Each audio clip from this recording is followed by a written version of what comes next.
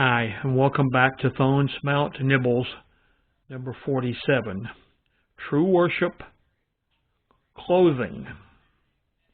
We're going to be reading from Matthew chapter 6, verses 28 through 30. And why take ye thought for raiment? Consider the lilies of the field, how they grow. They toil not, neither do they spin. And yet I say unto you, that even Solomon in all his glory was not arrayed like one of these. Wherefore, if God so clothes the grass of the field, which today is, and tomorrow is cast into the oven, shall he not much more clothe you, O ye of little faith? And so the subject is lilies. Lilies. Why is this in the Bible? It tells us about what God provides. And the communications we have is, let God handle the easy stuff. The application to my life. Clearly, there are, from time to time, serious issues which we, with God's help, must face. Marriages, job changes, the birth of children, caring for families. These all require some consideration and decision-making, as we all well know. However, here the Lord points out that there is another concern that many people concern themselves with needlessly. This is, in one way or another, making ourselves more attractive, either with clothing, makeup, jewelry, bodybuilding, cosmetic surgery, Botox treatments, or whatever the current trend is. Jesus points out that these concerns are not only unnecessary, but just plain wrong. They show little faith in God's ability to properly provide for His children.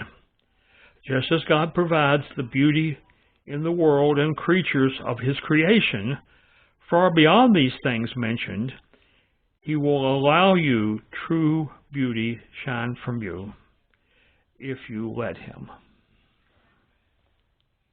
God says, let me clothe and outfit you in that fashion most becoming to you.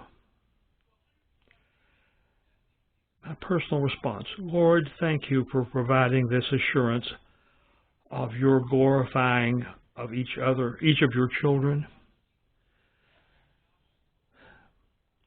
This may be a sensitive point with some.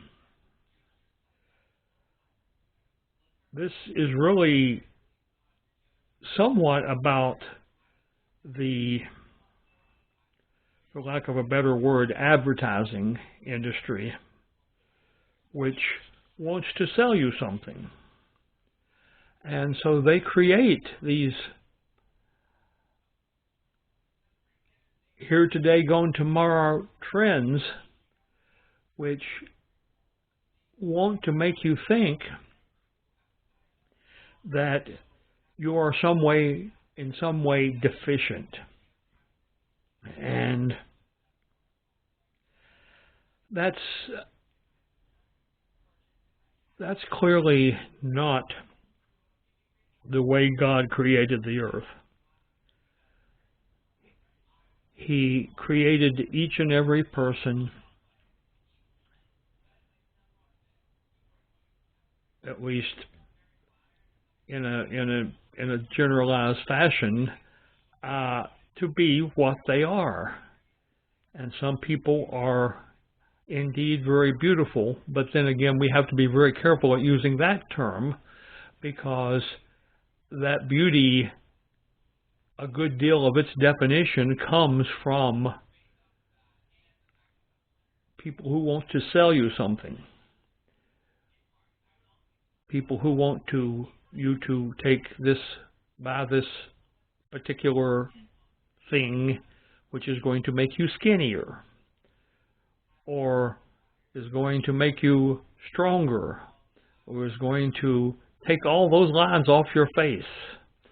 Or, there's 1,001 things that people sell you to make yourself what you are not at that moment. The lines on the face, for the most part, relate to our ages and are really marks of mature wisdom upon us, if you want to think about it in that way. And so we have to be careful when we get into this area. It's not to say don't take a bath, don't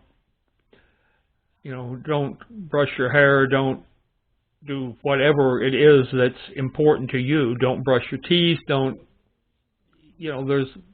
there's many fundamental things that we do for good reasons. And so it's not to say don't do those things, but it's more like don't get yourself sold on some methodology for making you someone that you aren't really. And now that I've had my minor rant for the day, I'll say we'll see you next time.